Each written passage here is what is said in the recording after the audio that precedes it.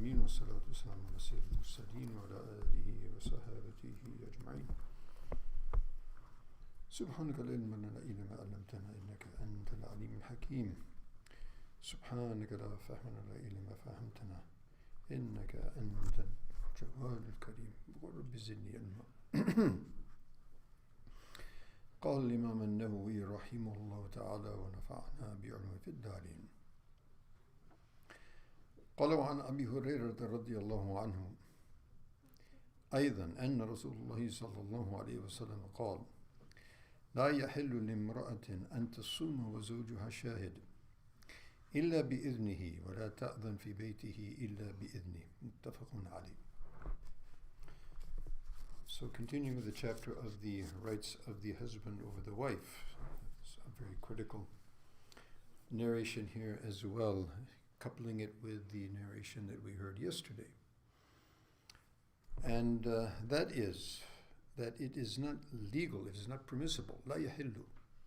It's not permissible for a woman to fast while her husband is present. Meaning, of course, this is not pertaining to the fast of Ramadan. In other words, extra fasts, nafil fasts. She would like to fast, she should take permission from her husband, because perhaps the husband may have some need, or he might have some desire, which fasting would obviously stand in the way of that. And so his right is placed before the non-obligatory duties. This would also have to do with offering long prayers in the night, for example. If the husband, you see, gives permission for that, that's fine.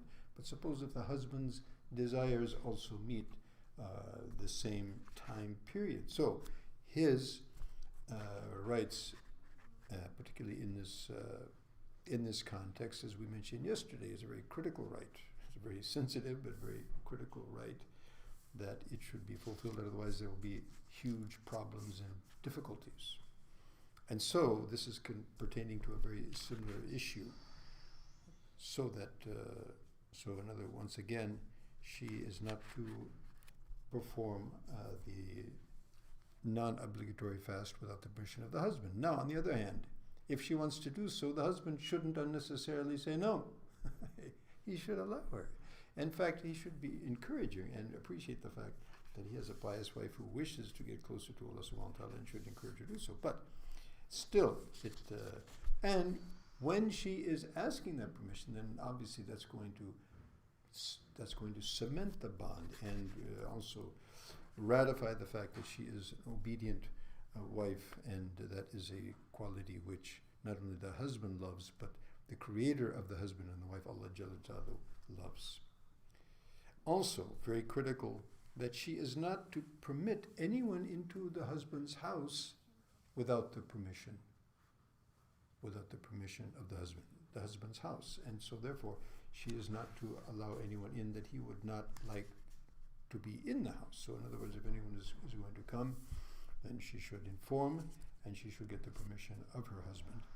Similarly, so may Allah subhanahu wa ta'ala grant us the ability to understand these very important rights and duties, because based on which not only we attract the pleasure of Allah subhanahu wa ta'ala, but whether we can understand or not, there is divine wisdom and prophetic wisdom behind these injunctions, which perhaps may clash with the perceptions of modern day in the modern times. But we're not concerned about which time or which man or which woman or which society or which trend likes something or dislikes or perceives something or doesn't, but we see things through the lens of the divine injunctions and prophetic instructions.